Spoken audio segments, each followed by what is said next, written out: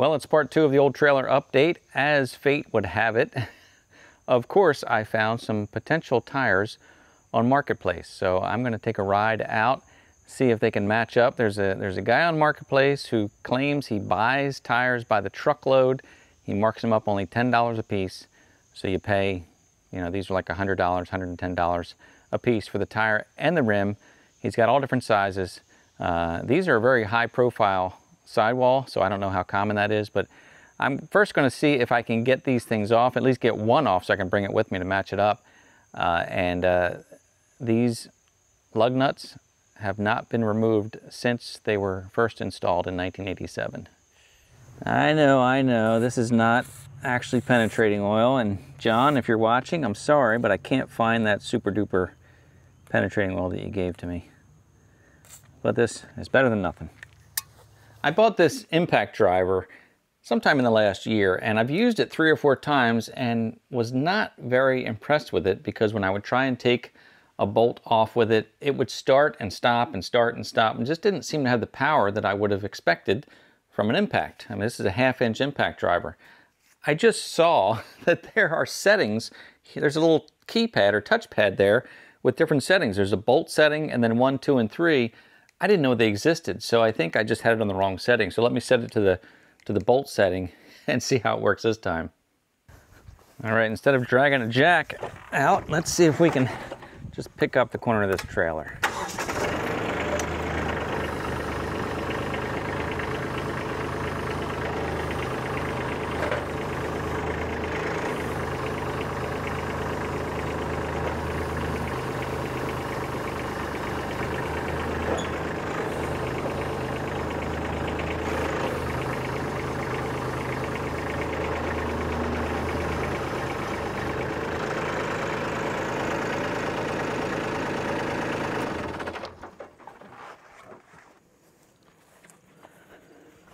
Well, here goes nothing. Wow, piece of cake.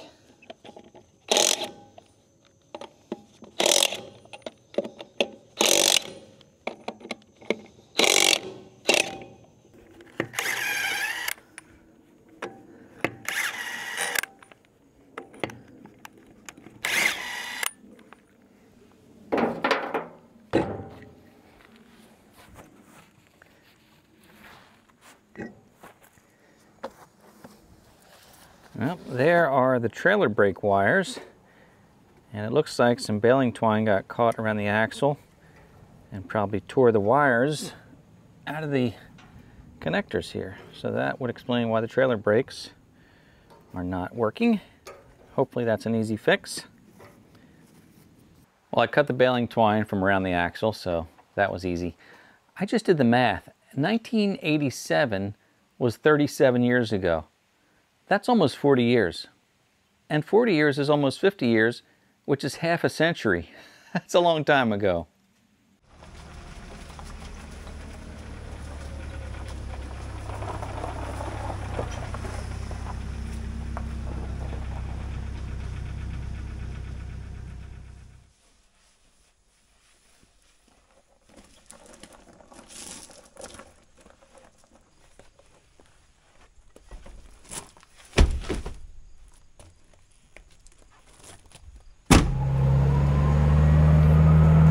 Alright, so we're off to see if this guy has the size tires that I need, and if they're any good. They got to be better than 37-year-old tires though, right? I would assume so.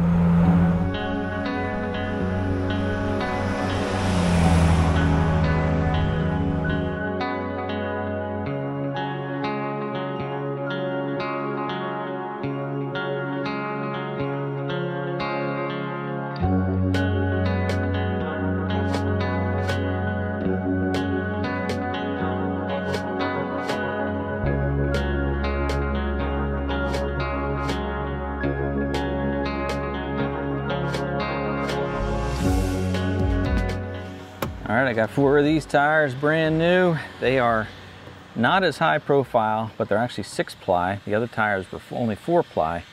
So we'll see how they look on there. Smells like fresh new rubber in here. That's kind of an exciting smell. It's just that new smell. Well, anyway, what a great guy I just met who was selling these tires. He actually builds, repairs tires or trailers, and again, he gets these tires in and sells them, you know, a little bit over cost. So they are a lower profile tire. So here comes a cop. Let me stop. All right. Careful. Careful. Anyway, they're a lower profile tire, so it's gonna sit, the trailer's gonna sit probably about 1.5 inches lower than it was, but he said he's never seen tires like that. They don't make them like that anymore. I think it was a bias ply. Anyway, they were only 4-ply, these are 6-ply, so I think we'll be in good shape there. But anyway, what a great guy. I love having conversations with people. We talked about, you know, the stresses of life and the importance of just taking it easy and doing, you know, not overdoing it, because you can get so caught up in your work and in your business and making money, and you know, it just causes a lot of stress. So he was quite a bit younger than me, but he gets it, and he's taking care of himself, which is great to see. So anyway, let's get these home and put them on the trailer.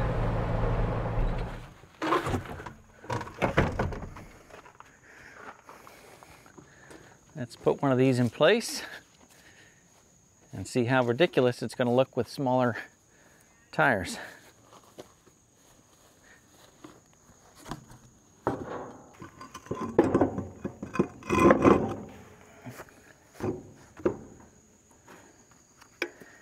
I think that's going to look real nice, Clark.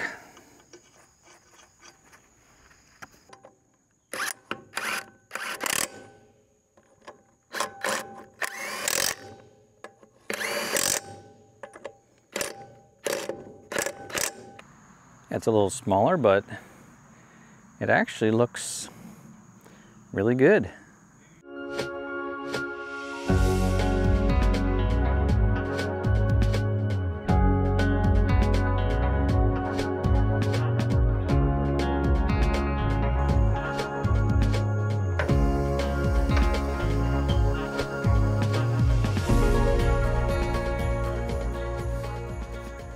All right. Let's say it together. That looks real nice, Clark.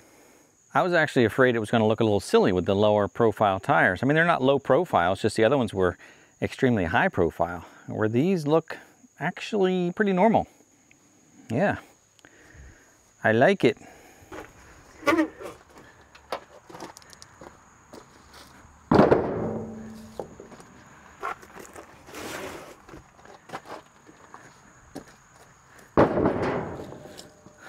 We'll get those two on, then we'll have 4 brand new tires and rims, and we'll be in serious business at that point. Then we just have to look at wiring for the brakes and the lighting, and then otherwise just a few cosmetics, but this is working out really well. Okay, before I put this wheel on, I'm going to reconnect these brake wires. They're kind of short, but I should be able to put a couple connectors there. I learned that brake wires have no polarity. They go to a magnet. There is no negative or positive. Doesn't matter which way you hook them up. So that's a good thing. I'm just going to use these butt connectors. I think those wires are thin enough to use the red ones. I may end up replacing all of this at some point. All new wiring. But for now, I want to just get it back together and see if everything works. That's the starting point.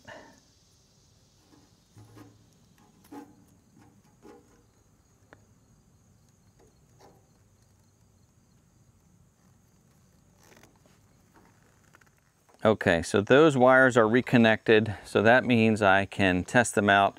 Once I rewire up to the front here, I'll have to crawl under there and check that out, but at least I won't have to mess with those anymore until I get this wired up and can find out if they're functioning or not. Otherwise, let's put these last 2 wheels on and we'll be rolling. Now, I totally get that these are not high quality, high price tires.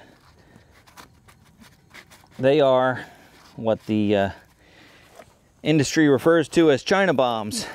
You see a lot of camper trailers that complain that their tires explode going down the highway. So I don't know, some people say that these tires are junk, but I mean, so many new trailers come through with these tires on them. So some people say they're junk, other people say that it's user error a lot of times, underinflated or overinflated tires. I don't know, but for as little as this trailer is going to get used, you know, we're not taking any cross-country trips with it, I think they're going to be just fine. I don't even know where the original tires were made. You know, maybe they were made in China 37 years ago.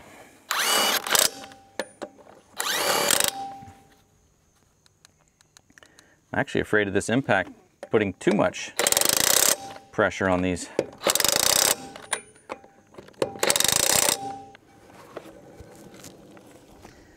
Come on, $1. Come on, $1.